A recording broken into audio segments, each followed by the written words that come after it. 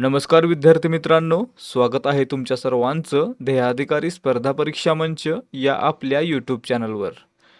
विद्यार्थी मित्रांनो, आपल्या चॅनलवर पुढे होणाऱ्या तलाठी भरतीसाठी मागील वर्षांच्या प्रश्नपत्रिकांची एक सिरीज सुरू करण्यात आलेली आहे।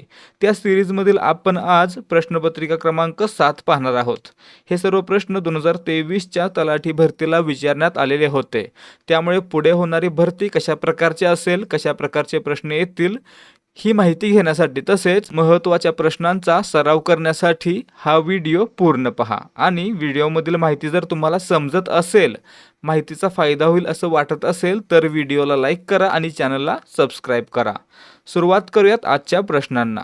पहिला प्रश्न आहे, मनात मांडे खाणे या वाक्प्रचाराचा योग्य अर्थ सांगा। या ठिकाणी पहा मित्रांनो, मनात मांडे खाणे म्हणजे काय, तर कल्पना करून एखाद्या गोष्टीचा अनुभव घेणे म्हणजेच काय, तर मनोराज्य करणे, मनाने राज्य करणे।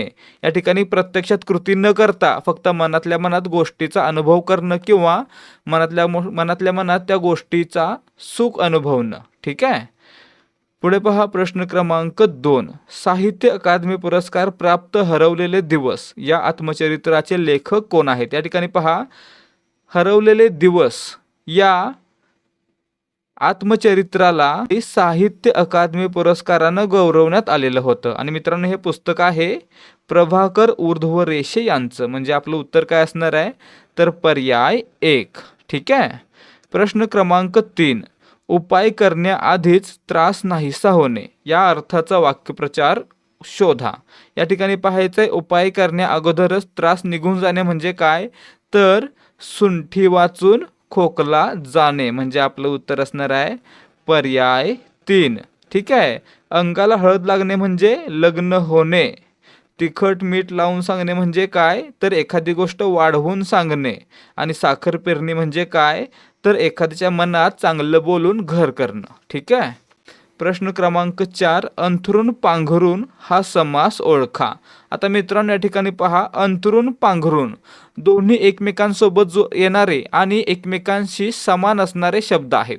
ठीक आहे, समान महत्त्व असणारे शब्द आहेत। आणि मित्रांनो आपण काय पाहिलं, जेव्हा दोन समान अर्थाचे किंवा दोन विरुद्ध अर्थांचे शब्द एकत्र जोडले जातात आणि सामासिक शब्द तयार होतो, तेव्हा त्या ठिकाणी द्वंद्व समास असतो। ठीक आहे, आणि द्वंद्व समास असलेला पर्याय कोणता आहे, पर्याय 1 आहे। म्हणजे आपलं उत्तर पर्याय 1 असणार आहे, समाहार द्वंद्व।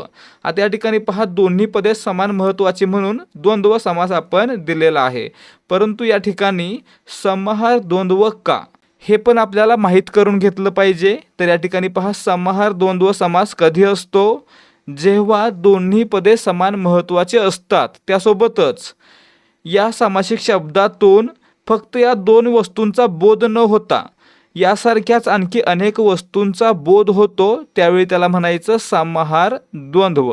म्हणजे या ठिकाणी लक्षात ठेवायचं आहे, अंथरून पांघरून म्हणजे फक्त अंथरून किंवा पांघरून नाही, तर अंथरण्यासाठी आणि पांघरण्यासाठी लागणाऱ्या सर्व वस्तू त्याच्यामध्ये आल्या म्हणून या ठिकाणी हा काय झाला, समाहार द्वंद्व।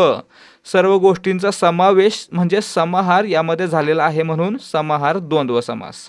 पुढे पहा प्रश्न क्रमांक 5, वाहवा तू वाचून घेतलेस निवेदन हे वाक्य आज्ञार्थी करा। या ठिकाणी पहा, वाहवा तू वाचून घेतलेस निवेदन हे कोणत्या प्रकारचं वाक्य आहे, तर मित्रांनो हे एक उद्गारार्थी वाक्य आहे। याचा आज्ञार्थी कसं होईल, तर त्याच्यामध्ये काय असेल, आज्ञा असेल किंवा एखादं काम सांगितलं जाईल। मग या ठिकाणी पहा, वाहवा निघूनच जाणार आहे। वाहवा कुठे येतं, तर हे फक्त उद्गारार्थी वाक्यामध्ये येतं, कारण हे काय आहे, केवल प्रयोगी अव्यय। इतर वाक्यांमध्ये केवल प्रयोगी अव्यय सहसा वापरलं जात नाही। या ठिकाणी पुढे पहा, तू वाचून घेतलेस निवेदन हे उद्गारार्थी वाक्य आहे। त्या जर आज्ञा करायची असेल तर काय होईल, तू वाचून घे हे निवेदन किंवा हे निवेदन तू वाचून घे। म्हणजे आपलं उत्तर काय असणार आहे, पर्याय 1 मध्ये काय आलेलं आहे, तर आज्ञार्थी वाक्य तू निवेदन वाचून घे, काय केलं, आज्ञा केली गेली। लक्षात ठेवायचं, आज्ञार्थी वाक्य कधी असतं, जेव्हा वाक्यातील क्रियापदातून आज्ञा, विनंती, उपदेश, प्रार्थना यांचा बोध होतो, तेव्हा त्या ठिकाणी आज्ञार्थी वाक्य आणि आज्ञार्थी क्रियापद असतं। तर या ठिकाणी पहा, वाचून घे काय आहे, आज्ञा आहे म्हणून या ठिकाणी आज्ञार्थी। प्रश्न क्रमांक 6, रुखरुख या शब्दाचा समानार्थी शब्द शोधा. या ठिकाणी पहा, रुखरुख म्हणजे काय, तर एखादी गोष्ट सतत मनाला टोचत राहणे म्हणजेच काय, तर मनाला टोचणी लागून राहणे. म्हणजे आपलं उत्तर पर्याय 3 असणार आहे. रुखरुखला समानार्थी टोचणी. प्रश्न क्रमांक 7, तीक्ष्ण या शब्दाचा विरुद्धार्थी शब्द शोधा. या ठिकाणी पहा, तीक्ष्ण म्हणजे काय, अतिशय चांगल्या प्रकारचं टोक असलेला किंवा अतिशय टोकदार असलेला. त्याला विरुद्धार्थी काय असणार आहे, तर बोथट असलेला. म्हणजे आपलं उत्तर या ठिकाणी पर्याय 4 असणार आहे. तीक्ष्णला विरुद्धार्थी काय आहे, बोथट. ठीक आहे.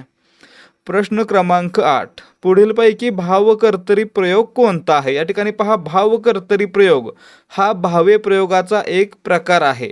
त्याच्यामध्ये काय असतात, तर मळमळले, उजाडले, सांजावले यासारखी क्रियापदं असतात. आणि यासारखी क्रियापदं असतील तर त्या प्रयोगाला काय म्हणायचं, भावकर्तरी प्रयोग म्हणायचं. मग या ठिकाणी पहा, उजाडले कोणत्या वाक्यामध्ये आहे, पर्याय 3 मध्ये. म्हणजे पर्याय 3 काय आहे, भावकर्तरी प्रयोग. उजाडले, सांजावले, मळमळले इत्यादी. प्रश्न क्रमांक 9, पुढीलपैकी कर्मणी प्रयोग कोणता आहे. या ठिकाणी पहा मित्रांनो, कर्मणी प्रयोग कधी असतो, जेव्हा वाक्यातील क्रियापद हे कर्माच्या लिंगवचनानुसार बदलतं त्यावेळी त्या वाक्यामध्ये कर्मणी प्रयोग असतो. याचं आणखी एक वैशिष्ट्य कोणतं आहे, तर कर्मणी प्रयोगामध्ये कर्म आहे ते प्रथमा विभक्तीमध्ये असतं. म्हणजेच कर्माला कोणताही प्रत्यय लागलेला नसतो. ठीक आहे. त्यासोबतच कर्त्याला कोणता तरी प्रत्यय लागलेला असतो. ठीक आहे. मग या ठिकाणी पहा पुढे, तो योगासने करतो. या ठिकाणी तो करतो, ती करते. काय होतं या ठिकाणी, कर्त्यानुसार क्रियापदाचं रूप बदलते म्हणून कर्तरी. म्हणजे हे नाही. ठीक आहे. कर्मणी नाही. आज लवकर उजाडले, आपण वरच पाहिलं, उजाडले, मळमळले, सांजावले भावकर्तरी प्रयोग म्हणजेच भावे प्रयोगाचा एक उपप्रकार. म्हणजे हे देखील नाही. पुढे पहा, शिक्षकाने मुलांना शिकवले. शिक्षकाने शिकवले, शिक्षकांनी शिकवले, मुलांना शिकवले, मुलाला शिकवले. काय होतंय, क्रियापदाचं रूप आहे ते कर्ता किंवा कर्म यानुसार बदलत नाही म्हणून या ठिकाणी देखील भावे प्रयोग आहे, कर्मणी नाही. आता पुढचं पहा, तिसरा पर्याय काय दाखवतोय, नागरिकांनी आपला परिसर स्वच्छ केला. या ठिकाणी नागरिकांनी कर्ता आहे, याला नि हा प्रत्यय लागलेला आहे. आणि आपला परिसर, परिसर काय आहे, या वाक्यातील कर्म आहे आणि केला आहे क्रियापद. मग या ठिकाणी पहा, परिसर असेल तर स्वच्छ केला आणि घर असेल तर स्वच्छ केले. म्हणजे या ठिकाणी काय होतंय, क्रियापदाचं रूप आहे ते कर्मानुसार बदलतंय म्हणून या ठिकाणी कर्मणी प्रयोग आहे. म्हणजे आपलं उत्तर पर्याय 3 मध्ये कर्मणी प्रयोग आलेला आहे. ठीक आहे. लक्षात काय ठेवणार आहे, कर्तरी प्रयोगामध्ये क्रियापदाचं रूप कर्त्यानुसार बदलतं आणि कर्ता हा प्रथमा विभक्तीमध्ये असतो. म्हणजेच कर्त्याला प्रत्यय नसतो. दुसरा प्रकार कर्मणी प्रयोग. कर्मणी प्रयोगामध्ये क्रियापदाचं रूप कर्मानुसार बदलतं आणि कर्माला कोणताही प्रत्यय नसतो. म्हणजेच कर्म हे प्रथमा विभक्तीमध्ये असतं. त्यासोबत तिसरा प्रकार कोणता, क्रियापदाचं रूप कर्ता किंवा कर्म या दोन्हीनुसार बदलत नाही आणि काय होतं, तर कर्ता आणि कर्म दोन्हींना प्रत्यय लागलेले असतात. पुढे पहा, प्रश्न क्रमांक 10, आपला तो बाब्या आणि टिंबटिंब ही म्हण पूर्ण करा. या ठिकाणी पहा मित्रांनो, आपण आपल्या मुलाला चांगलं म्हणतो आणि इतरांच्या मुलांना वाईट बोलतो. यासाठी कोणती म्हण असते, तर आपला तो बाब्या आणि दुसऱ्याचे ते कार्टे. म्हणजे आपलं उत्तर पर्याय 4 असणार आहे. ठीक आहे. प्रश्न क्रमांक 11, प्रमाण लेखनानुसार अचूक शब्द कोणता आहे. या ठिकाणी पहा, विक्षिप्त हा शब्द कसा लिहायचा, पर्याय 3 प्रमाणे. म्हणजे पर्याय 3 आपलं उत्तर आहे. शब्द पाहून घ्यायचा आहे. प्रश्न क्रमांक 12, राजाच्या स्तुतीची गीते गाणारे या शब्दसमूहाबद्दल एक शब्द शोधा. मित्रांनो, राजाची स्तुती करणारा किंवा राजाच्या स्तुतीची गीतं गाणारा किंवा गाणारे लोक यांना काय म्हटलं जातं, तर यांना भाट असं म्हटलं जातं. राजाची स्तुती करणारे भाट. म्हणजे पर्याय 1 आपलं उत्तर आहे. प्रश्न क्रमांक 13, जमीन या शब्दाच्या जोडीने येणारा शब्द कोणता. मित्रांनो, जमीन सोबत येणारा शब्द जुमला. पर्याय 4. ठीक आहे. नदी, नाले, गाडी, बंगला. प्रश्न क्रमांक 14. अनिवार या शब्दाचा समानार्थी शब्द शोधा. या ठिकाणी पहा आपण काय म्हणतो, त्याला अनिवार क्रोध झालेला होता किंवा अनिवार राग आलेला होता, म्हणजेच त्याला अतिशय राग आलेला होता, अतिशय जास्त राग आलेला होता. म्हणजे या ठिकाणी अनिवार हा शब्द काय आहे तर अतिशयला समानार्थी, म्हणजे आपलं उत्तर पर्याय 2. प्रश्न क्रमांक 15. ज्या गावच्या बोरी त्याच गावच्या बाभळी या म्हणीचा अर्थ सांगा. मित्रांनो या ठिकाणी पहा, जे लोक एकाच ठिकाणावरून आलेले असतात त्यांना एकमेकांचे गुण अवगुण माहीत असतात. म्हणजेच काय तर एकाच ठिकाणी असल्याने एकमेकांना चांगले ओळखून असणे, म्हणजे आपलं उत्तर पर्याय 1. एकाच ठिकाणचे असतील तर ते एकमेकांना चांगलेच ओळखत असतील. ठीक आहे.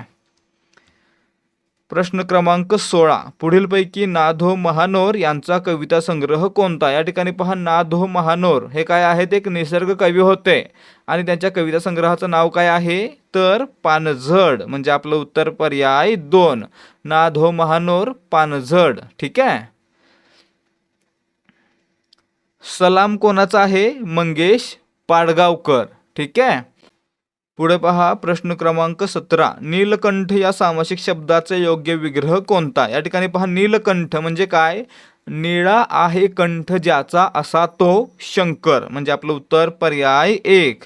या ठिकाणी काय झालं, नीळ आणि कंठ दोन्ही पदांचा बोध न होता शंकर या तिसऱ्या पदाचा बोध झाला, म्हणजे या ठिकाणी बहुव्रीही समास आहे. याचा विग्रह कसा होणार आहे, निळा आहे कंठ ज्याचा असा तो शंकर.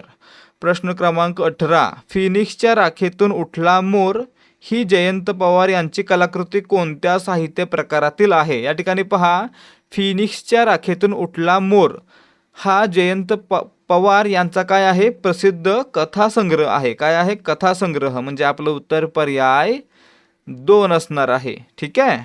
प्रश्न क्रमांक 19. पाण्यात राहून माशाशी वैर या म्हणीचा अर्थ सांगा. मित्रांनो या ठिकाणी पहा, ज्याच्यासोबत राहायचं आहे त्याच्याशी दुश्मनी करणं किंवा त्याच्याशी वैर करणं याला काय म्हणायचं, पाण्यात राहून माशाशी वैर, म्हणजे आपलं उत्तर पर्याय 2. ज्यांच्या बरोबर राहावे लागते त्यांच्याशी शत्रुत्व करणे. प्रश्न क्रमांक 20. दारुण या शब्दाचा अर्थ सांगा. मित्रांनो दारुण म्हणजे काय, जोरदार किंवा भयंकर. दारुण पराभव म्हणजे जोरदार पराभव किंवा भयंकर पराभव, म्हणजे आपलं उत्तर पर्याय 1. दारुणला समानार्थी भयंकर. प्रश्न क्रमांक 21. सामान्य या शब्दाचा विरुद्धार्थी शब्द शोधा. मित्रांनो सामान्यला विरुद्धार्थी कसा होणार आहे तर त्याला अ हा उपसर्ग लागणार आहे. काय होईल, असामान्य, म्हणजे आपलं उत्तर पर्याय 4. प्रश्न क्रमांक, आता या ठिकाणी पहा, साधार हा शब्द आहे त्याला विरुद्धार्थी काय होतो, निराधार. ठीक आहे, साधारला विरुद्धार्थी निराधार. पुढे पहा प्रश्न क्रमांक 22. चंचल या शब्दाचा विरुद्धार्थी शब्द शोधा. मित्रांनो चंचल म्हणजे अस्थिर, चपळ हे काय आहे, चंचलला समानार्थी. आणि विरुद्धार्थी काय असणार आहे तर एका जागी असलेला किंवा एका जागी बसलेला, म्हणजेच काय तर स्थिर. म्हणजे या ठिकाणी चंचलला विरुद्धार्थी पर्याय 4 स्थिर असणार आहे. प्रश्न क्रमांक 23. किती लखलखाट झाला विजांचा काल रात्री या वाक्याची विधानार्थी वाक्यात रूपांतर करा. या ठिकाणी पहा, किती लखलखाट झाला विजांचा काल रात्री उद्गारार्थी वाक्य आहे. विधानार्थी कसं होईल तर वाक्यामध्ये एक विधान असेल की काल रात्री जोरदार लखलखाट झाला किंवा काल रात्री विजांचा जोरदार लखलखाट झाला, म्हणजे आपलं उत्तर पर्याय 4 असणार आहे. ठीक आहे. प्रश्न क्रमांक 24. चौकशी करणे या अर्थाचा वाक्यप्रचार शोधा. मित्रांनो चौकशी करणे म्हणजे काय तर वास्तपुस्त करणे, म्हणजे आपलं उत्तर पर्याय 3. चारी मुंड्या चित होणे, पूर्ण पराभव होणे, स्वारस्य असणे, आवड असणे किंवा एखादी गोष्ट करण्याची उत्सुकता असणे. पुढे पहा प्रश्न क्रमांक 25. इथून पुढे आपण इंग्रजीच्या प्रश्नांचा देखील समावेश केलेला आहे. Select the most appropriate article to fill in the blank. आता या ठिकाणी पहा आर्टिकल्स कोणते आहेत, ए, एन आणि द 3 आर्टिकल आहेत, यापैकी वापर करायचा असतो. मग पुढे पहा, can you bring me ...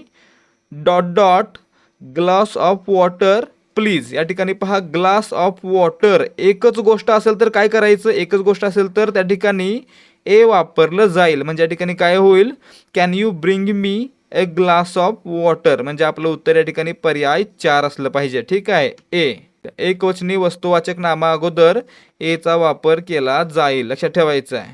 repeat करतोय सारखं सारखं, ते पाठ करायचं किंवा लक्षात ठेवायचं. प्रश्न क्रमांक 26.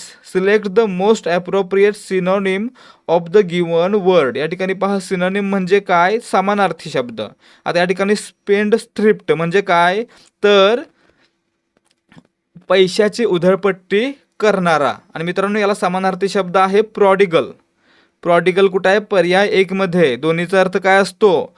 वाटेल तसा पैसा खर्च करणारा किंवा उधळपट्टी करणारा. पुढे पहा, अल्ट्रुइस्ट म्हणजे काय? तर परोपकारी. प्रीमॅच्युअर म्हणजे काय? वेळेच्या अगोदरच. आणि रॅशनल म्हणजे काय? तर्कशुद्ध. पुढे पहा प्रश्न क्रमांक 27. Select the most appropriate question tag to fill in the blank.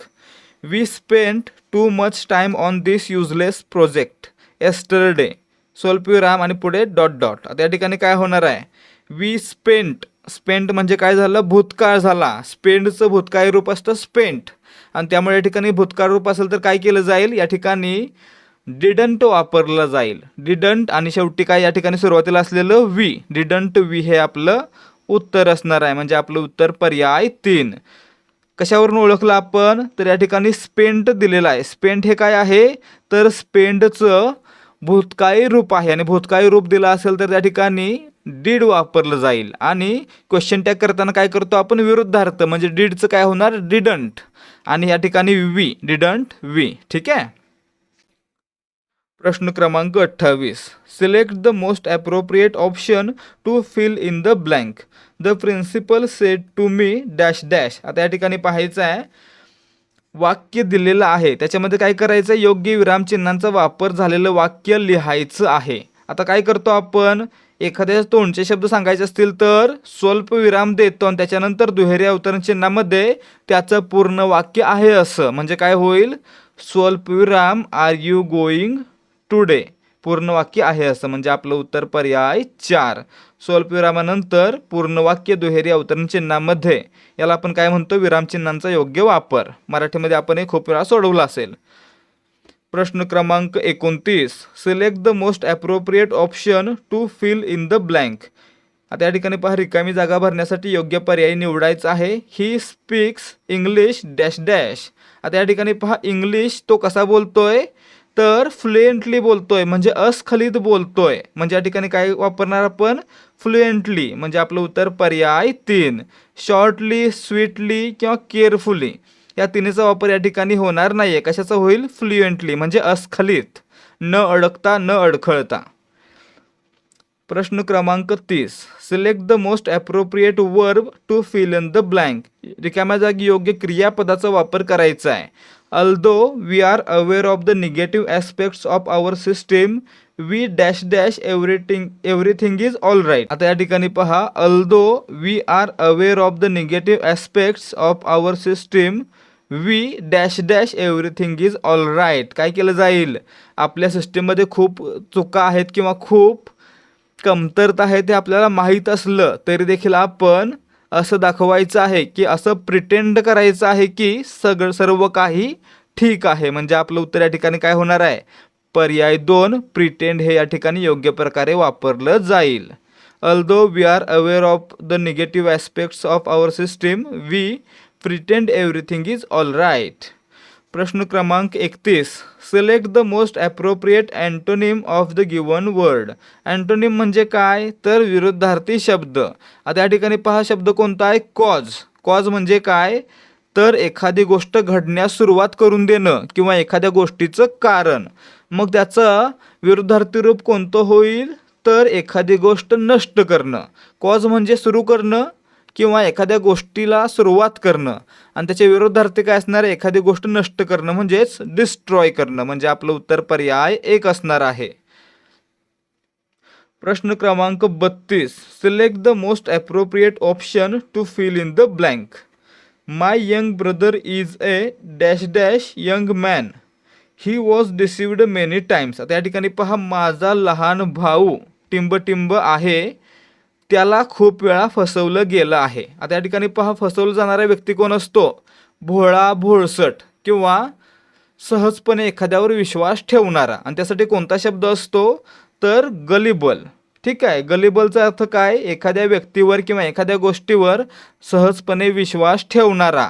मग आपण काय म्हणू शकतो, my young brother is a gullible young man, he was deceived many times. माझा भाऊ हा एक सहज विश्वास ठेवणारा मुलगा आहे, त्यामुळे त्याला खूप वेळा फसवलं गेलेलं आहे. म्हणजे आपलं उत्तर या ठिकाणी पर्याय 4 योग्यरित्या बसत आहे. ठीक आहे, पुढे पहा, या गलिबलला एक विरुद्धार्थी शब्द पर्यायामध्ये दिलाय. कोणता आहे, ॲस्ट्यूट. ॲस्ट्यूट म्हणजे काय तर धूर्त किंवा हुशार. ठीक आहे, गलिबल म्हणजे सहज विश्वास ठेवणारा, भोळा भाबडा, आणि त्याला विरुद्धार्थी ॲस्ट्यूट म्हणजे धूर्त. प्रश्न क्रमांक 33, select the most appropriate option to fill in the blank. रिकाम्या जागी योग्य शब्द वापरायचा आहे.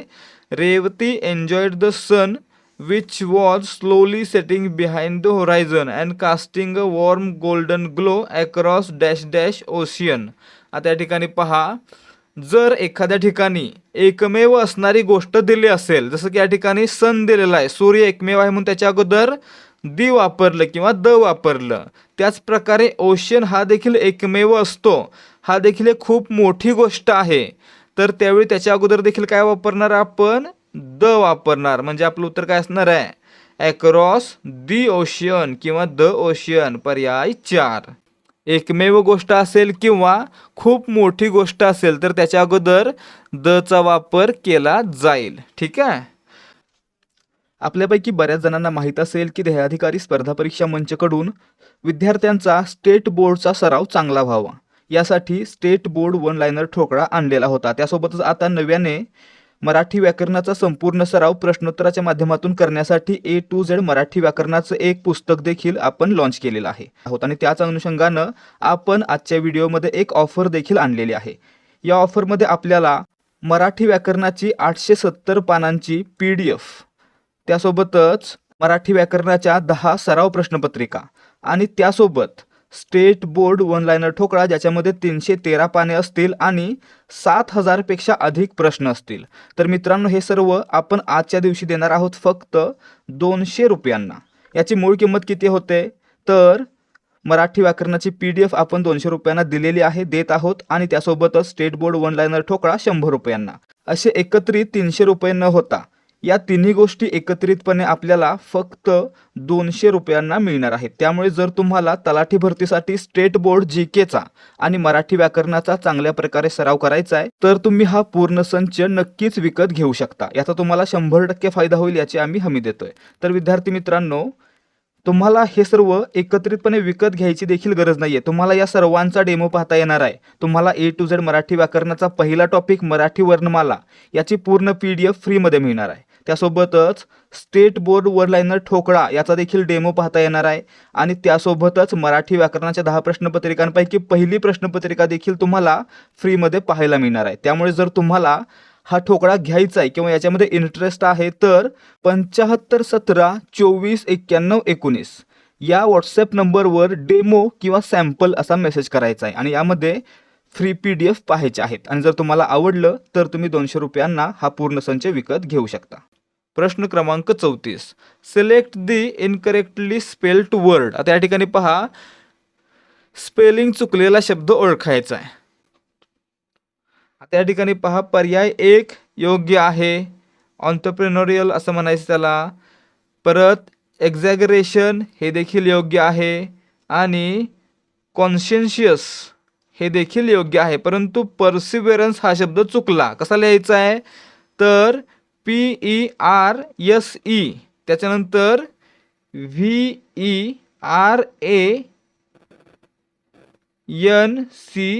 असं असायला पाहिजे. काय दिलंय VERANCE, इथं काय दिलंय VA दिलंय, RE दिलंय, म्हणजे या ठिकाणी हे चुकीचं दिलंय. म्हणून आपलं उत्तर पर्याय 2 परसिव्हरन्स हा शब्द चुकलेला आहे.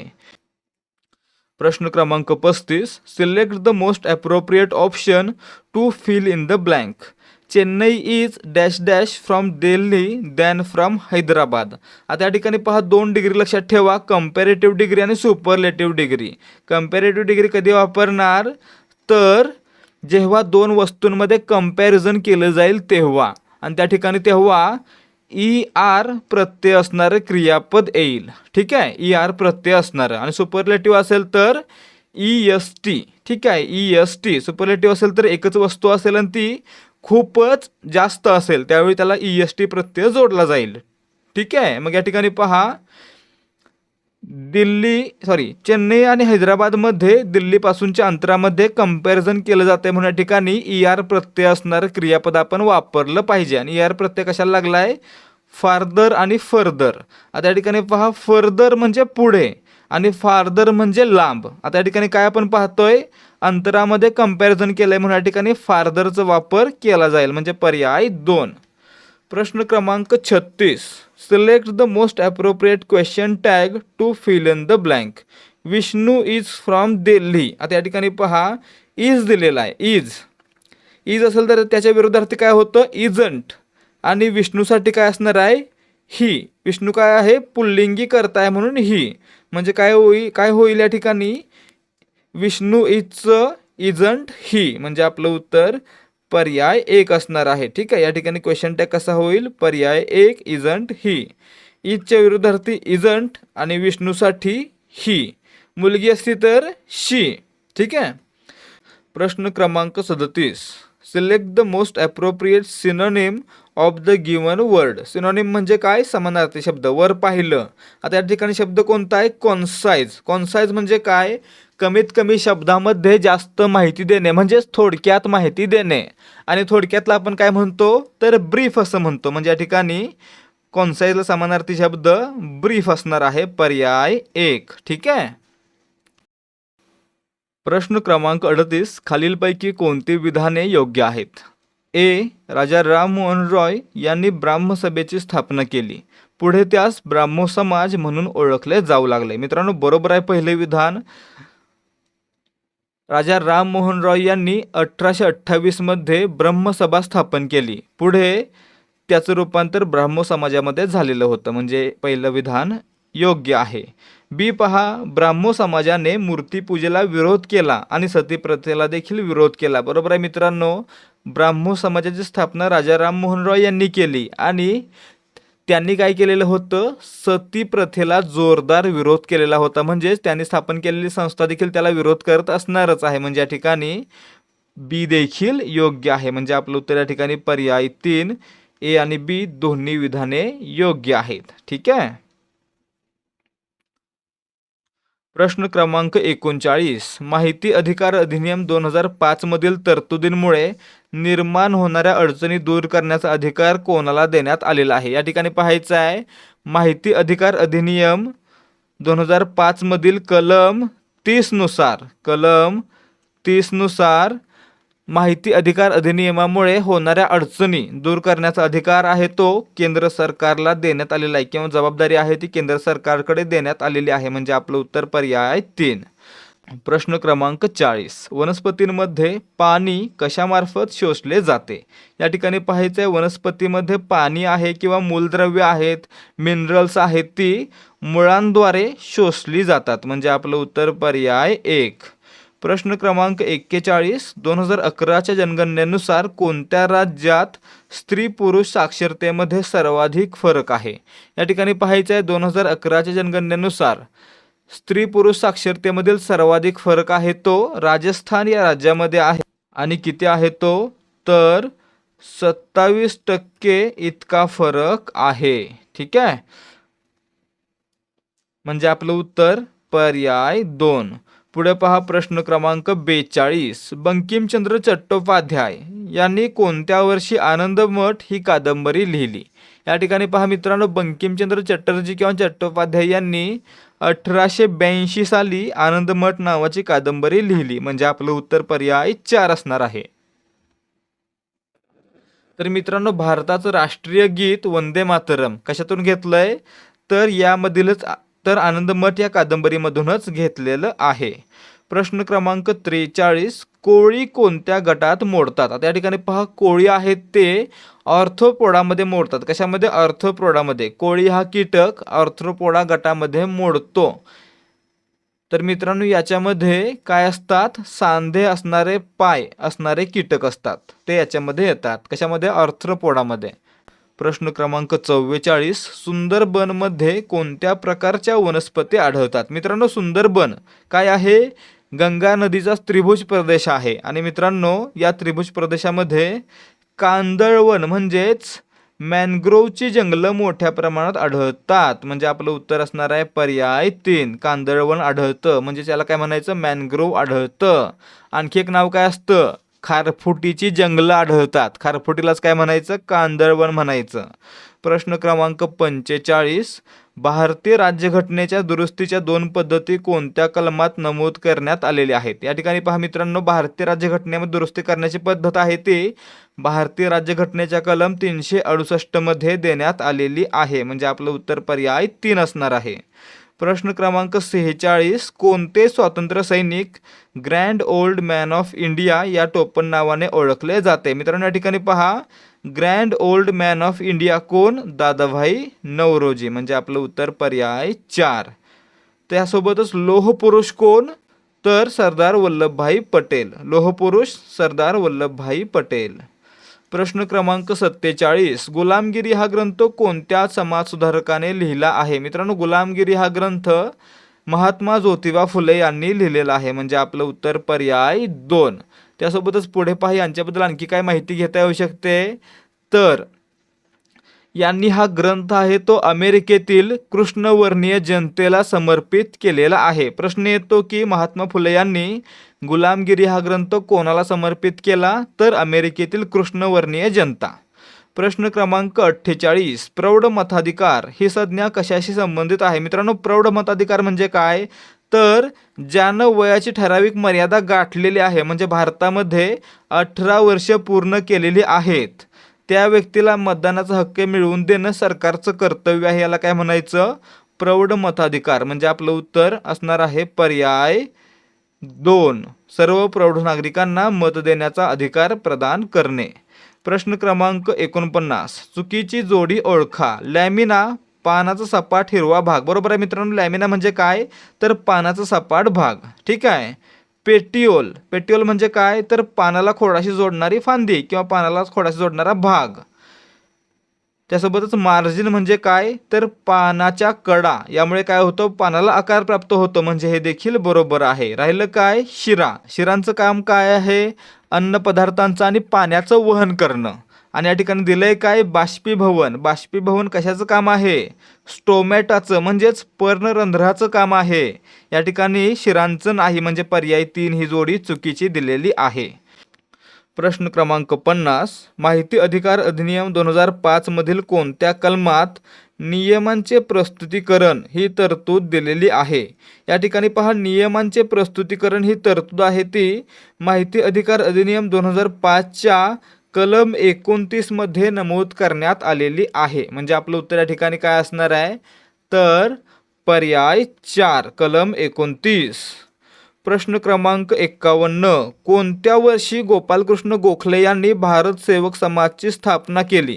या ठिकाणी पाहायचं मित्रांनो, गोपालकृष्ण गोखले यांनी 12 जून 1905 ला, कधी? 12 जून 1905 ला भारत सेवक समाज म्हणजे सर्वंट्स ऑफ इंडिया सोसायटीची स्थापना केली. म्हणजे आपलं उत्तर पर्याय 4 असणार आहे. पुढे पहा, प्रश्न क्रमांक 52, एक्सेलमध्ये फॉर्म्युला कशाने सुरू होतो? या ठिकाणी पहा, फॉर्म्युला सुरू कशाने होणार आहे? बरोबर चिन्हानं त्याच्या पुढे फॉर्म्युला लिहिला जाईल. म्हणजे या ठिकाणी आपलं उत्तर काय? एक्सेलमध्ये फॉर्म्युला आहे तो बरोबर चिन्हानं सुरू होतो. म्हणजे आपलं उत्तर पर्याय 4. प्रश्न क्रमांक 53, डॉक्टर बाबासाहेब आंबेडकर यांचा जन्म कधी झाला आहे? मित्रांनो या ठिकाणी पहा, भारतरत्न डॉक्टर बाबासाहेब आंबेडकर यांचा जन्म 14 एप्रिल 1891 ला झालेला होता. म्हणजे आपलं उत्तर या ठिकाणी पर्याय 1 असणार आहे. ठीक आहे. तर मित्रांनो त्यांचा जन्म आहे तो मध्य प्रदेशातील महू या ठिकाणी झालेला होता. तसेच त्यांचं मूळ गाव कोणत्या जिल्ह्यामध्ये होतं?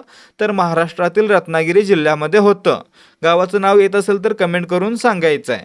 तर विद्यार्थी मित्रांनो, हे होते आजचे प्रश्न. जर तुम्हाला आजच्या प्रश्नांची पूर्ण माहिती व्यवस्थितपणे समजली असेल तरच या व्हिडिओला लाईक करा. त्यासोबतच या सिरीजमधील मागचे आणि पुढचे येणारे व्हिडिओ पाहण्यासाठी आपल्या चॅनलला सबस्क्राईब करा.